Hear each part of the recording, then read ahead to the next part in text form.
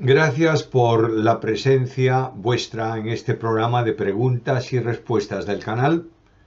Comenzamos ya con la primera de las que tenemos seleccionadas para el día de hoy. Viene de Lucas García y dice: ¿qué es una raíz de amargura en un corazón? ¿Puede ser odio y rencor? Raíz de amargura es aquello que se guarda en el corazón, que lo alimentamos, lo contamina. Y puede ser efectivamente rencor, puede ser una raíz de odio, de resentimiento, de orgullo, de envidia, etcétera, etcétera. Edudad. Cristo dice: nadie viene al Padre si el Padre que me envió no lo trajere. Pero también dice: nadie viene al Padre sino por mí. ¿Me lo puede explicar? Mira, nadie viene a Cristo sin el llamamiento del Padre. Nadie va al Padre en sentido de comunión y de salvación si no es por medio del Hijo. Pedro, ¿me puede explicar el versículo de primera de Juan 3:4? ¿A qué ley se refiere? ¿A la ley de Moisés? En forma específica a lo que Dios ha establecido en su ley, que primero fue dado a Moisés en el monte y que Cristo comentó en el Sermón de la Montaña. Pecado es en general oponerse a lo que Dios ha establecido en su palabra en cuanto a conducta moral y forma de vida del hombre. Ángel Fernández Vidal. ¿Cómo era el tema de los sacrificios para los judíos? ¿Tenían que ofrecer un animalito cada vez que pecaban o les valía que el sumo sacerdote entrara al lugar santísimo una vez al año? ¿Cómo funcionaba? Bueno, hay distintos sacrificios: sacrificios por el pecado, por la culpa, sacrificio anual de remisión de pecados en el día de la expiación, etc. Todos ellos han sido resueltos en el sacrificio de Cristo. Es muy interesante estudiar en Levítico especialmente cómo funcionaban los sacrificios y sacar alguna conclusión práctica y personal. Ángel Fernández Vidal. Según Jesús, cuando deseas a una mujer ya pecaste en el corazón. ¿Funciona igual para todo pecado? Por ejemplo, cuando sientes inclinación por el mismo sexo, aunque no lo practiques. Aunque la enseñanza de Cristo era específica para un determinado mandamiento, cualquier otro puede estar incluido, porque de la abundancia del corazón habla la boca. Nadie peca sin un deseo íntimo de hacerlo. Pero además, en cuanto a inclinaciones por el mismo sexo, no solo está condenado en la Biblia, sino que Dios envió juicios tremendos, como el caso de Sodoma y Gomorra. Por tanto, si hay alguna inclinación en ese sentido, debe ser confesada delante de Dios y pedir su ayuda para superarla. Estoy hablando de inclinación y no de práctica. Lucas Montañez. ¿La tribulación se refiere a la gran tribulación? ¿Es lo mismo? Sin duda, el término tribulación comprende los 7 años de la última semana. Algunos llaman la gran tribulación a la segunda parte de esa semana, pero en general tribulación y gran tribulación es prácticamente lo mismo. Expresa un tiempo en el que la ira de Dios vendrá sobre el mundo. Manuel Sandoval. ¿Qué otros predicadores o maestros bíblicos, aparte del hermano Francisco La Cueva, le han marcado para la gloria de Dios? No puedo hacer una relación, porque he sentido el impacto en muchas predicaciones de muchas personas.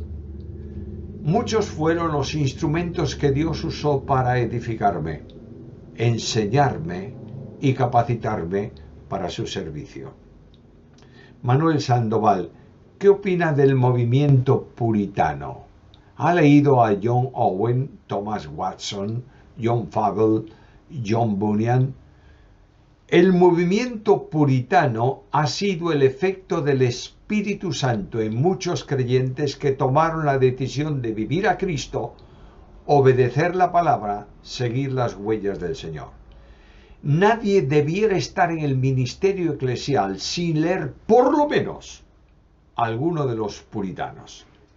Estoy viendo aquí en mi biblioteca, yo tengo a mi vista no menos de 30 tomos de puritanos. Recomiendo la lectura de los puritanos y sobre todo recomiendo que el espíritu de obediencia por la Biblia y de respeto por la santidad de Dios cale en el alma de los creyentes de hoy. Walter Daly. ¿Cómo podemos interpretar el capítulo 8 de Primera a Corintios y los versículos 18 al 22 del capítulo 10 del mismo libro? Bueno, el apóstol está tratando el problema de las discusiones sobre tipos de alimentos que se pueden o no consumirse entre creyentes fuertes y débiles. Dos asuntos deben tenerse en cuenta. Todo cuanto ofenda al hermano y sea dañino para su conciencia debe ser evitado hasta que haya madurado y se dé cuenta de que puede hacer lo que antes para él era incorrecto. En segundo lugar, no hay nada impuro para el cristiano, sino que puede comer de todo dando gracias a Dios. Los alimentos puros o impuros serán normas de la ley ceremonial, pero Cristo hizo limpio todos los alimentos para el cristiano, como enseñó a Pedro en el ejemplo del lienzo que descendía del cielo. Onion Killer 66. Es aceptable que, como ha sucedido históricamente, el cristiano esté de acuerdo o en pro de alzar la voz, manifestarse o simplemente estar de acuerdo contra movimientos contra la injusticia laboral. Todo cuanto sea injusto a la luz de la Biblia debe ser considerado injusto por el creyente. Pero en ocasiones esas reivindicaciones aparentemente justificadas lo que buscan es beneficiar a los líderes de algún movimiento y no expresar simplemente la denuncia de una acción injusta. Pero las acciones injustas a la luz de la Biblia deben ser denunciadas, cuestionadas por los creyentes. José Luis Rodríguez. Si en el calendario hebreo lunar estamos en el 5783 y en el calendario gregoriano solar estamos en el año 2002, ¿cómo podemos calcular en promedio cuántos años han pasado desde el nacimiento de nuestro Salvador? Bueno, el calendario nuestro tiene un desfase de unos 5 años aproximadamente, de modo que Jesús habría nacido 5 años antes del año 0 de nuestro calendario. Pero ese tiempo en 2000 años no tiene importancia. Además, nadie puede señalar la fecha del nacimiento de Jesús. El 25 de diciembre ha sido una fecha establecida para recordarlo, pero con toda seguridad, Cristo no nació en ese día. Esmeralda García. Gálatas 5:4. De Cristo os habéis separado, vosotros que procuráis ser justificados por la ley, de la gracia habéis caído. Este versículo afirma que se puede perder la salvación. Volvemos a decir, a afirmar, a enfatizar una vez más en el canal y lo venimos diciendo reiteradamente. La Biblia enseña que la salvación no se puede perder. Lo que Pablo enseña en ese texto es que procurar la justificación por las obras de la ley es apartarse de la gracia y no tener en cuenta el medio por el cual Dios salva al pecador, que es por gracia mediante la fe. Juan Patricio Caviers Vega. En Juan 1:49 la Biblia dice lo siguiente.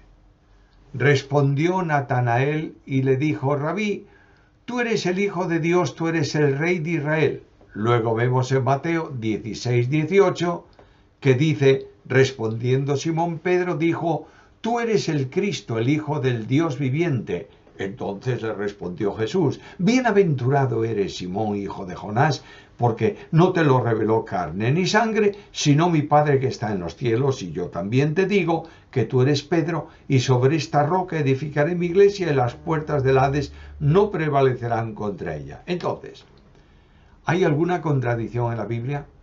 En este caso, la disculpa de decir que la Biblia no es cronológica no sirve, pues en Juan 1 recién estaba Jesús llamando a los primeros discípulos, así que es imposible que ya haya pasado la parte de Simón Pedro en donde dijo que Jesús era el Hijo de Dios y no haya sido nombrado por Juan en el libro. Son dos asuntos diferentes y dos testimonios distintos.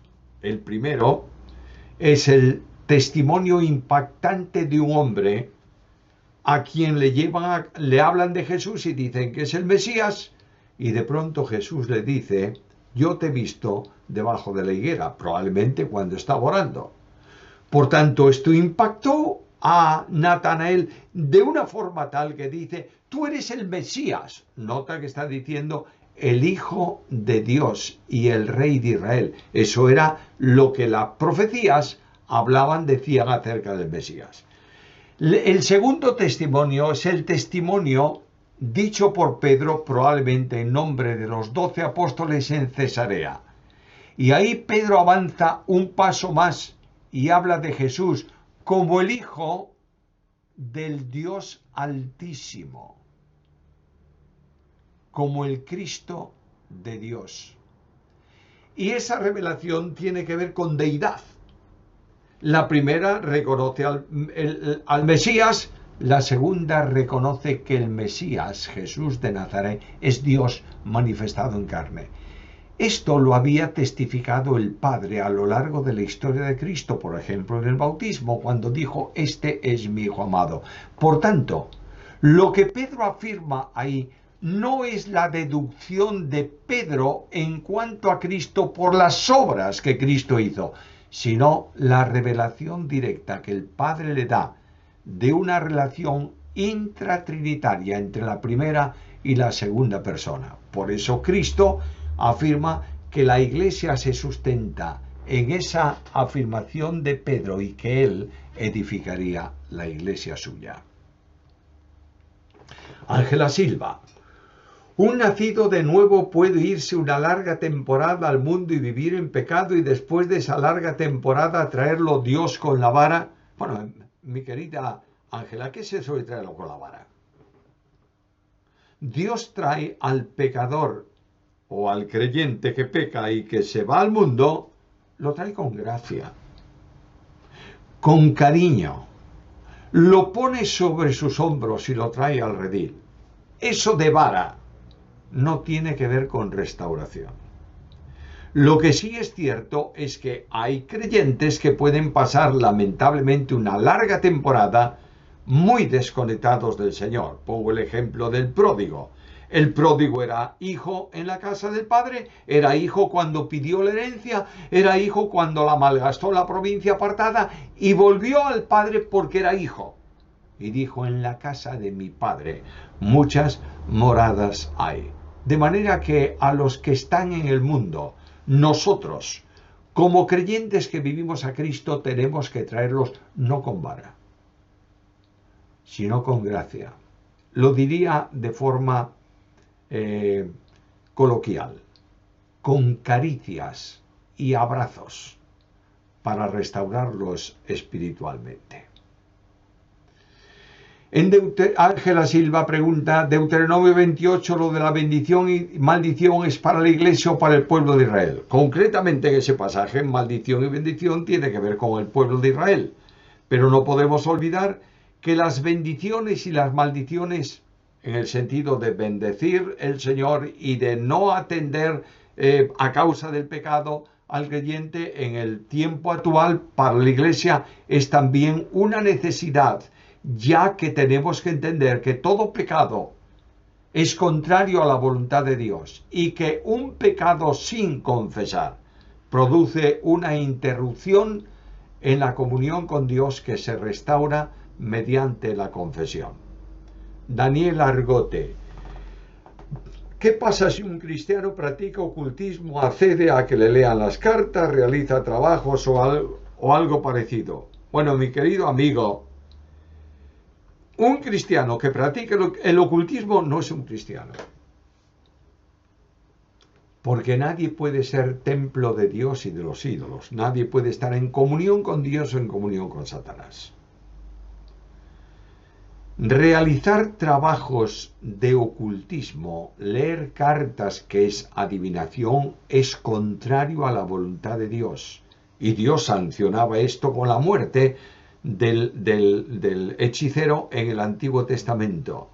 No sé lo que hará Dios hoy si un creyente cae en un pecado de eso, pero lo que tengo claro es que cualquier vinculación con Satanás es entrar en una posición tremendamente peligrosa. Y aquel que practica lo que Satanás indica debe preguntarse si ha nacido de nuevo.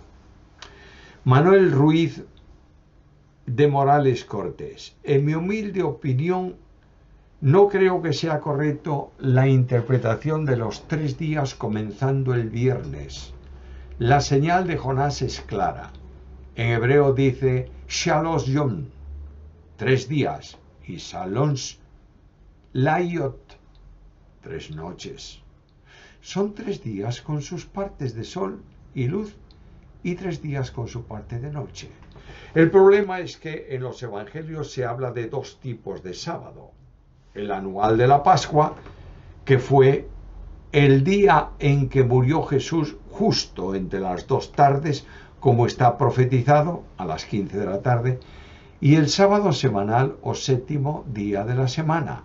De esta manera, habría muerto un miércoles, 4º día de la semana a las 3 de la tarde, y habría resucitado un sábado, para entrar el primer día de la semana, domingo, y así cumplió la señal de Jonás de 3 días y 3 noches. Bendiciones. Mi querido amigo, la cronología de la muerte de Cristo ha producido discrepancias a lo largo de toda la historia. Pero lo que sí es cierto es que la tumba de Cristo fue sellada el sábado, porque los judíos se reunieron con Pilato el día de preparación, y el día de preparación para el sábado es el viernes. No hay duda ninguna que las partes de día y parte de noche significa que hay una parte de noche en el caer del día que corresponde al día siguiente, y lo mismo ocurre con el día anterior. La cronología más clara, más firme, aceptada históricamente por la Iglesia y contrastada por muchos y buenos eruditos, conocedores no solo de la Biblia, sino del idioma hebreo y de las costumbres hebreas, es que Cristo murió el viernes y en ese mismo día fue sepultado, estuvo en la tumba el día del viernes, la noche del viernes, el día del sábado, la noche del sábado, y resucitó el primer día, domingo, por la mañana. María Lilia Sanabria Rodríguez, por favor, ¿me puede explicar Santiago capítulo 2 y versículo 5? Abrimos la Biblia y vamos a Santiago, epístola de Santiago, capítulo 2, versículo 5, que dice así: Hermanos míos, amados, oíd. ¿No ha elegido Dios a los pobres de este mundo para que sean ricos en la fe y herederos del reino que ha prometido a los que le amaban? Bueno, muy sencillo. El apóstol Pablo dice, escribiendo a los corintios, que no sois muchos de vosotros nobles, ilustrados, grandes, poderosos, de la alta sociedad, digamos así, sino que mayoritariamente sois pobres. Y Dios ha salvado a los pobres para avergonzar a los ricos, a los necios para avergonzar a los ignorantes. No hay salvación y trato especial que Dios da por el hecho de ser pobre físicamente hablando, Pero lo que sí es cierto es que la Biblia habla de los pobres en espíritu. Y la Biblia enseña que para recibir la salvación hay que ser como un niño. Es decir, sintiéndose sin recursos y lleno de humildad, para aceptar por la fe al Salvador. De modo que este versículo lo utiliza la que se llama teología de la liberación para hablar de que Dios bendice a los que son físicamente pobres y están en su pensamiento y maldice a los que son ricos. Pero se olvidan que hubo grandes ricos a los que Dios ha bendecido mucho, como era el caso de Abraham. Josías Ortiz: ya que Dios es perfecto y autor de todo bien, que no crea el mal, ¿cómo se halló pecado en Lucifer? ¿Me permites que te responda con una pregunta? Ya que cuando Dios creó y vio al hombre, dijo que todo lo que había hecho era bueno en gran manera, ¿cómo es que se haya pecado en el hombre? La soberanía de Dios no responde preguntas curiosas, afirma hechos. Y lo que la Biblia dice es que Dios vio el pecado surgir en el corazón de Lucifer. Querido amigo, ¿por qué? No tengo respuesta bíblica, pero lo que sí me sorprende es que el Dios que vio el pecado en Lucifer, en el querubín caído, en Lucero, hijo de la mañana, no proveyó salvación para él. Y el mismo Dios que vio anticipadamente el pecado que el hombre iba a cometer antes de crearlo, estableció un camino de salvación para que ese pecador, que somos cada uno de nosotros, encontremos en Cristo el perdón de pecados y la vida eterna. Darío Israel Toloza: ¿qué es la teología existencialista? ¿Es sano para una iglesia que se predique en base a ella? Existencialismo es una posición filosófica, no bíblica, usada en el mundo religioso nominal y en teólogos llamados liberales. Por tanto, todo lo que no es bíblico no debe ser predicado en la iglesia, ni motivar enseñanza en base a ella. Marcelo Rúfalo: Efesios 1:13 dice que escuchamos y creemos y somos sellados con el Espíritu. A Nicodemo Jesús le dijo que había que nacer de nuevo. Es de la misma manera creyendo y se recibe el Espíritu Santo. Y Abraham, por ejemplo, creyó y le fue contado por justicia. Eso significa que fue salvo, pero el Espíritu Santo moró en él como con nosotros en esta época. Vuelvo a recordaros, contesté varias veces esta pregunta. No me molesta repetirla cuantas veces sea necesario. La hago con mucho afecto y mucho respeto para el que pregunta.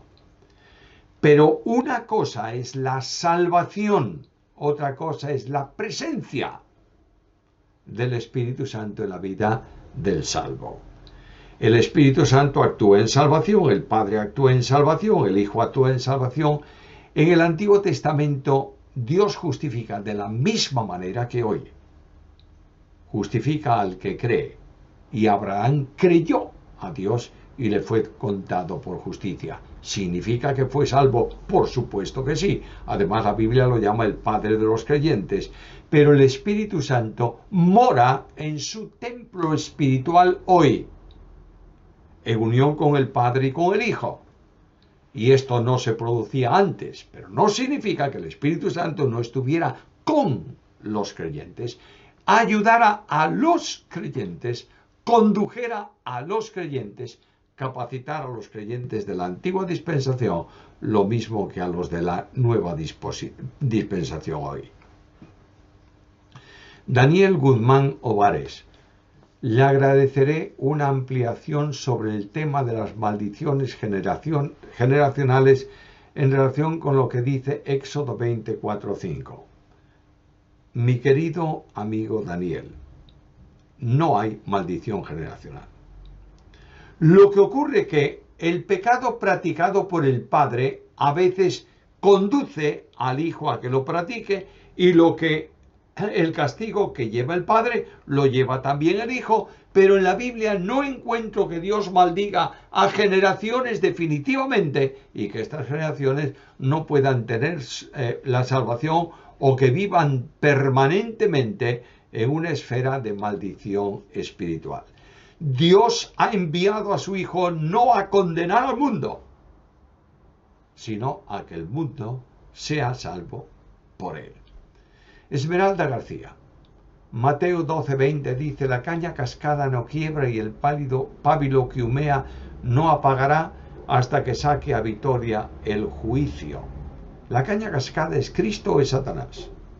Yo he creído que Cristo, pero ese hasta no lo entiendo. Es decir, la caña cascada quiebra y el pábilo se apaga. La caña cascada no es Cristo ni es Satanás.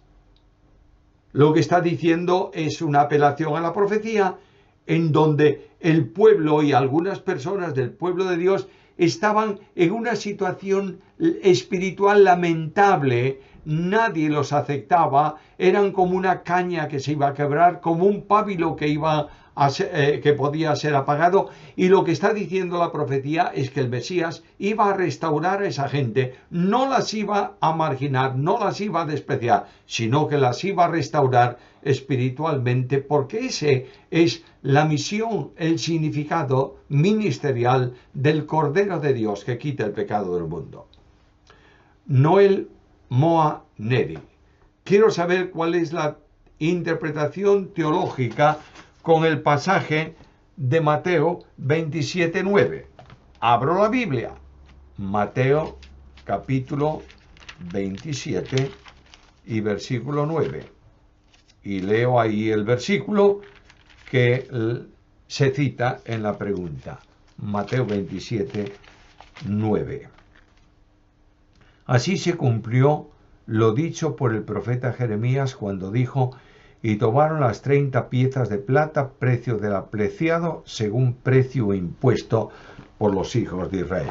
Ya hemos dicho en el programa que la referencia, aunque se menciona profecía de Jeremías, es porque encabezaba el rollo de profetas en donde estaba Ezequiel. Ezequiel sirvió durante un tiempo conforme al llamado de Dios y fue despreciado, rechazado, desechado, y él dice: bueno, pagadme lo que me debéis. He trabajado, dadme. Y lo valoraron con 30 monedas de plata.